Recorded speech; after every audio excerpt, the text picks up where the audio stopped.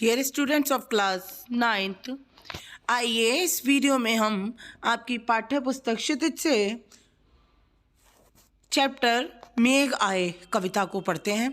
मेघ आए कविता के रचनाकार सर्वेश्वर दयाल सक्सेना जी हैं।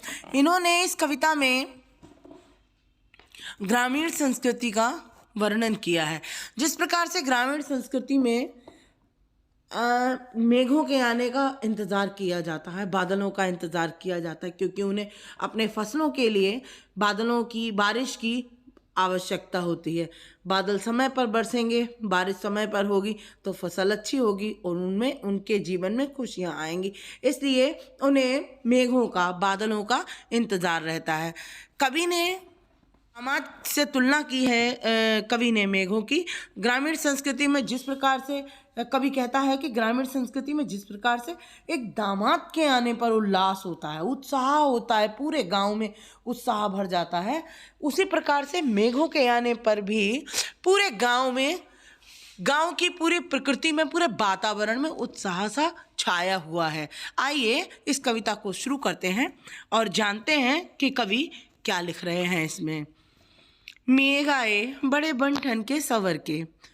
कवि कह रहा है कि मेघ ऐसे बन ठन के सवर के चले आ रहे हैं जैसे कि मानो कोई दामाद जी चले आ रहे हों। जब आकाश में मेघ छाते हैं, बादल छाते हैं, तो काले भूरे रंग के बारिश वाले बादल बहुत ही मनमोहक और बड़े मनोरम प्रतीत होते हैं।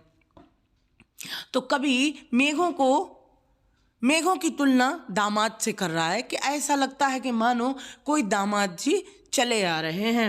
आगे आगे नाचती बयार चली। कवि कहता है कि मेघों के आने से हवाएं चलने लगती हैं। जैसे ही आसमान में बादल छाते हैं तो हवाएं चलने लगती हैं। दरवाजे, खिड़कियां गली गली में खुलने और बंद होने लग जाते हैं। उसी प्रकार से कह रहे हैं आगे आगे नाचती बयार चली। जब बयार का अर्थ होता है हवा। जब आगे आगे नाचती कह रहे हैं कि मेघों के आगे आगे जब हवाएं चलने लगी तो ऐसा प्रतीत होता है मानो कोई छोटी छोटी बालिकाएं नाचती गाती गांव में दौड़ रही हों, भाग रही हों और लोगों को संदेशा ये दे रही हैं कि गांव में दामाद जी आए हैं। दरवाजे, खिड़कियां खुलने लगी गली गली। कह रहे हैं हवा के चलने से जो दरवाजे और खिड़कियां अपने आप ही खुलने और बंद होने लग जाते हैं, तो गली गली में जो दरवाजे खिड़कियां खुलने लगे हैं वे ऐसे प्रतीत होते हैं मानो कि स्त्रियां, घर की स्त्रियां उन दरवाजे और खिड़कियों को खोलकर और उनकी ओट से अर्थात उनके पीछे से छिपकर पाहुन ज्यों आए हों गांव में शहर के। पाहुन अर्थात मेहमान गांव में ज्यों आए हों गांव में शहर के। शहर का कोई मेहमान जो कि गांव में आया है, उस मेहमान को, उस दामाद को देखने का प्रयास कर रही हैं। कवि कह रहा है कि दरवाजे और खिड़कियां खुलने और बंद होने में ऐसा प्रतीत होता है कि उन दरवाजे और खिड़कियों की ओट से अर्थात उनके पीछे से जैसे घर की स्त्रियां शहर से आए हुए मेहमान को देखने के लिए लालायित हैं और उनको देखने का प्रयास कर रही हैं। मेघ आए बड़े बन ठन के सवर के। मेघ अर्थात बादल एक दामाद की तरह बन ठन कर, सवर कर चले आए हैं। पेड़ झुक झांकने लगे गर्दन उचकाए। पेड़ झुक झांकने लगे गर्दन उचकाए। आंधी चली धूल भागी, घाघरा उठाए बाकी चितवन उठा। नदी ठिठकी घूंघट सर के, मेघ आए बड़े बन ठन के सवर के।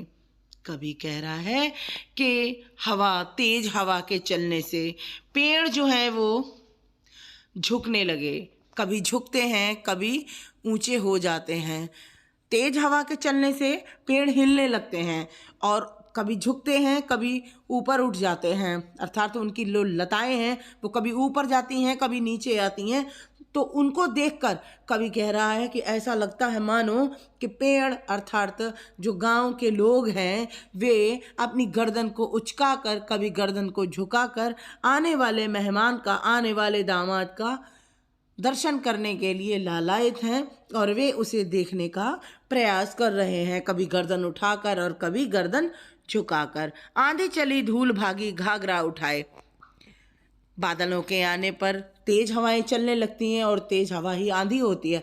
आंधी चलने लगती है और जब आंधी चलती है तो धूल भी उड़ने लगती है। तो कवि कह रहा है उस धूल को देखकर ऐसा प्रतीत होता है मानो कि कोई नव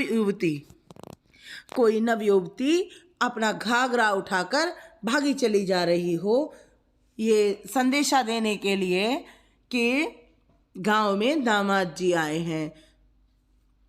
यहाँ पर धूल को एक नवयुवती की संज्ञा, एक नवयुवती की उपमा दी गई है और कह रहे हैं कि वो अपना घाघरा पकड़कर भागती चली जा रही है। बाकी चितवन उठा नदी ठिठकी घूंघट सर के। गाँवों में नदी होती हैं तो बहती हुई नदी, जब हवाएं चलती हैं तो बहती हुई नदी की जो धारा है वो हल्की सी हिलने लग जाती है, ठिठक सी जाती है, रुकने सी लगती है। अच्छी खासी मतलब सामान्य तरह से बहती हुई नदी जो है हवा के वेग से, हवा की तीव्रता से हिलने लग जाता है, उसका नदी का जल, उसका बहाव हिलने लग जाता है, तो उसको ठिठकना बोला है। कह रहे हैं उस ठिठकी हुई नदी को देखकर ऐसा प्रतीत होता है कि कोई स्त्री जो कि जा रही थी रास्ते में और मेहमान को देखने के लिए अपनी बाकी चितवन अर्थात अपनी सुंदरता को, अपने सुंदर मुखड़े को घूंघट से थोड़ा सा निकालकर तिरछी नजरों से मेहमान को देखने का प्रयास कर रही है। मेघ आए बड़े बन-ठन के सवर के। मेघ इस तरह से बड़े बन-ठन के सवर के चले आ रहे हैं जैसे कि मानो कोई दामाद जी चले आ रहे हों। बूढ़े पीपल ने आगे बढ़कर जुहार की। बरस बाद सुधी लीनी बोली अकुलाई लता ओट हो किवार की। हरसाया ताल लाया पानी परात भर के। मेघ आए बड़े बन-ठन के सवर के। यहाँ कवि कह रहा है कि बूढ़े पीपल ने आगे बढ़कर जुहार की। जुहार करना कहते हैं सम्मान करने को।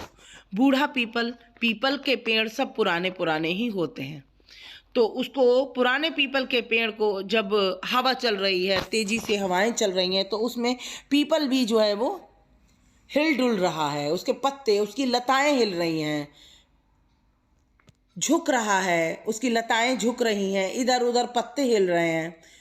तो उन पत्तों की जो ओट से जो पीपल की लताएं हैं वे भी झांक रही हों, जैसे पत्ते हटने से वे लताएं दिखती हैं और फिर वे छिप जाती हैं।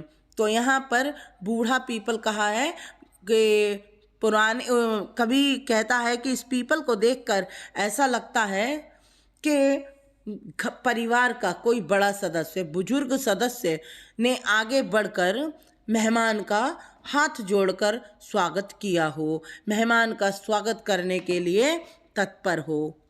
कोई बड़ा सदस्य जैसे गांव का या परिवार का बड़ा सदस्य आगे बढ़कर मेहमान का सम्मान कर रहा है। बोली अकुलाई लता ओट हो किबाड़ की। और जो पत्तों के पीछे से पीपल की जो लताएं नजर आ रही हैं, वे लता, उस लता को मेघ की पत्नी की उपमा दी है। कवि ने कहा है कि बेचैन लता, अकुलाई अर्थात बेचैन, बोली अकुलाई लता, जो पीपल के पत्तों के बीच से जो लताएं नजर आ रही हैं तो वे ऐसे प्रतीत हो रही हैं मानो कि किवाड़ के पीछे से मायके में रह रही मेघ की पत्नी लता, बेचैन लता अपने पति मेघ को देखने के लिए आकुल है, बेचैन है और कह रही है कि बरस बाद सुधलीनी, हे मेरे प्रियतम पति, आपने पूरे 1 बरस के बाद मेरी सुधि ली है, अर्थात आपको मेरी पूरे 1 बरस के बाद में याद आई है। हरसाया ताल लाया पानी परात भर के। हवाएं चलने से तालाब का जो पानी है वह भी कंपायमान हो जाता है। तो ऐसा लगता है कि कवि कह रहा है कि उस ताल को देखकर ऐसा लगता है मानो कि कोई नवयुवक परात में पानी भर कर लाया हो, मेहमान के पैर, दामाद जी के पैर धुलाने के लिए। मेघ आए बड़े बन-ठन के सवर के। मेघ बादल इस प्रकार से मेहमान की तरह, दामाद की तरह बन-ठन के सवर के चले आ रहे हैं। क्षितिज अटारी गहराई, दामनी दम की, क्षमा करो गांठ खुल गई अब भरम की, बांध टूटा झरझर मिलन के, अश्रु ढर के, मेघ आए बड़े बन-ठन के सवर के। क्षितिज अटारी गहराई, क्षितिज कहते हैं जहाँ धरती और आकाश के मिलने का भ्रम होता है, उस जगह को क्षितिज उस जगह को क्षितिज कहते हैं। तो अटारी, अटारी कहते हैं समतल स्थान से जो ऊंचा कुछ बना होता है, उसको अटारी कहते हैं। तो कह रहे हैं क्षितिज को ही इन्होंने अटारी कहा है, कवि ने। कह रहे हैं क्षितिज पर काले काले बादल गहरा गए, अर्थात घनघोर बादल आ गए। दामिनी अर्थात बिजली, दमकी अर्थात चमकी। क्षितिज पर बादल गहरा गए, बहुत काले काले बादल आ गए और बिजली चमकने लग गई। क्षमा करो गांठ खुल गई अब भरम की, बांध टूटा झरझर मिलन के, अश्रु ढर के, मेघ आए बड़े बन-ठन के सवर के। अब यहाँ पर कवि कह रहा है कि मेघ की पत्नी लता को इस बात का भ्रम हो गया था कि अब मेरे प्रियतम पति मुझे कभी भी लिवाने नहीं आएंगे, या वे मुझसे मिलने अब कभी नहीं आएंगे। पूरा 1 बरस जो है वो बीत चुका है। इसीलिए तो लता कह रही है, ऊपर का जो पैराग्राफ है उसमें लिखा है कि लता कह रही है बरस बाद सुदलीनी। तो यहाँ पर वही है, कहा गया है कि लता को इस बात का भ्रम हो गया कि अब मेरे प्रियतम पति मुझे कभी भी मिलने नहीं आएंगे, मुझे कभी लिवाने नहीं आएंगे। लेकिन चूंकि मेघ आ गया है, मेघ आ गए हैं, तो जो लता है उसका भ्रम भी टूट गया है। तो इसलिए अब जब मेघ,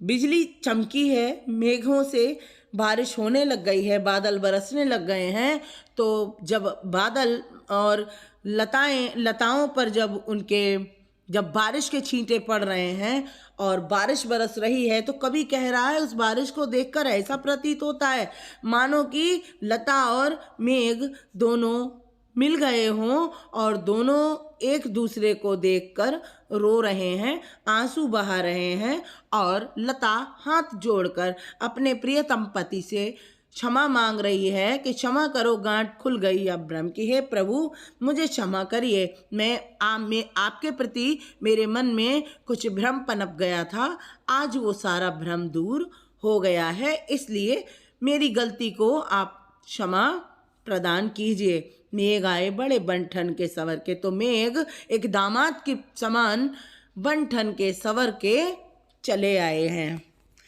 इसके साथ ही ये कविता समाप्त हो जाती है। आशा करती हूँ आप सबको ये वीडियो अच्छा लगा होगा, ये कविता भी अच्छी लगी होगी। धन्यवाद।